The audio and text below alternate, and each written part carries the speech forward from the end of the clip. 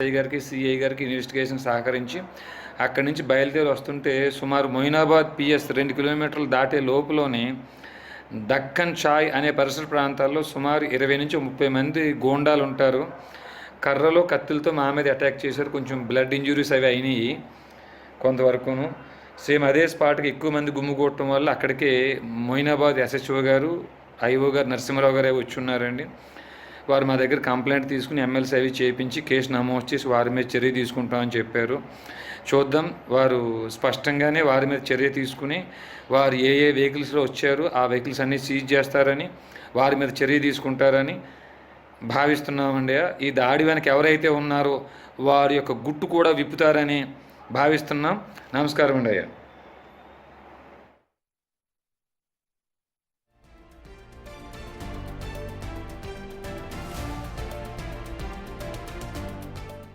Crime number 76/2025 Moinabad పిఎస్కి సంబంధించి ఈ conditional bail వల్ల ఈరోజు సంతకం పెట్టడం కోసం సాయంత్రం సుమారు 3 గంటల ప్రాంతంలో పోలీస్ స్టేషన్కి వెళ్ళామండి.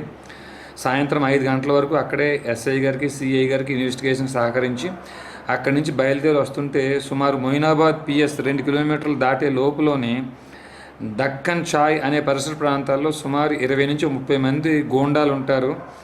కర్రలో కత్తులతో మా మీద అటాక్ చేశారు. కొంచెం బ్లడ్ ఇంజురీస్ అవి అయినాయి కొంతవరకును.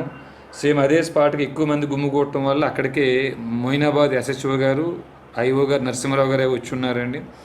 వారు మా దగ్గర కంప్లైంట్ తీసుకుని ఎమ్మెల్సీ అవి చేయించి కేసు నమోదు చేసి వారి మీద చర్య తీసుకుంటామని చెప్పారు.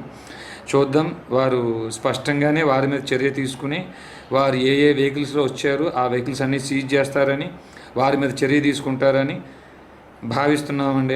ఈ దాడి వెనక ఎవరైతే ఉన్నారో వారి యొక్క గుట్టు కూడా విప్పుతారని భావిస్తున్నాం. నమస్కారం అండి అయ్యా.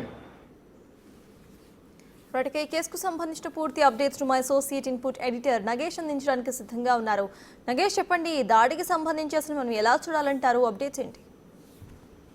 రామరాజ్యం వ్యవస్థాపకుడు వీరరాఘవరెడ్డి పైన కొద్దిసేపటి క్రితం దాడి జరిగిందని చెప్పి రామరాజ్యం వ్యవస్థాపకుడు వీరరాఘవరెడ్డి చెప్తున్నారు. తన పైన గుర్తు తెలియని వ్యక్తులు ఒక వ్యక్తులు వచ్చి తీవ్ర దాడి చేశారని చెప్పి తన ముఖం పైన ఒళ్ళంతా పైన గాయాలు అయినట్టుగా పోలీస్ స్టేషన్ కి వెళ్లి కంప్లైంట్ ఇచ్చారు. ఆ పోలీసులకు కూడా తన పైన దాడి జరిగిన విషయాలన్నీ కూడా వాళ్ళకి తన ఒంటి పైన ఎక్కడెక్కడ దాడి జరిగిందో అవన్నీ కూడా చూపించారు.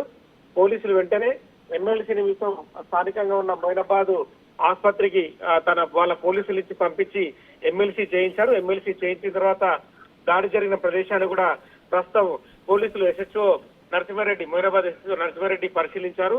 ఏ కార్లలో ఏ వెహికల్లో వచ్చారని చెప్పి ఆ దాడికి సంబంధించి కూడా ప్రస్తుతం అయితే ఆ విషయాలను ఇన్వెస్టిగేషన్ లో సేకరించే పనిలో ఉన్నారు.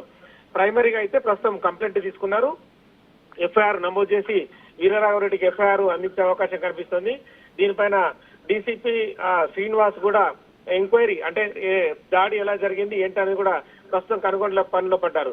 ఈ మధ్య యూట్యూబ్ ఛానల్స్ కానీ కొన్ని మీడియా ఛానల్స్ కూడా వీరరాఘవరెడ్డి రంగరాజన్ పైన తీవ్ర ఆరోపణలు చేస్తూ విమర్శలు గుప్పించారు.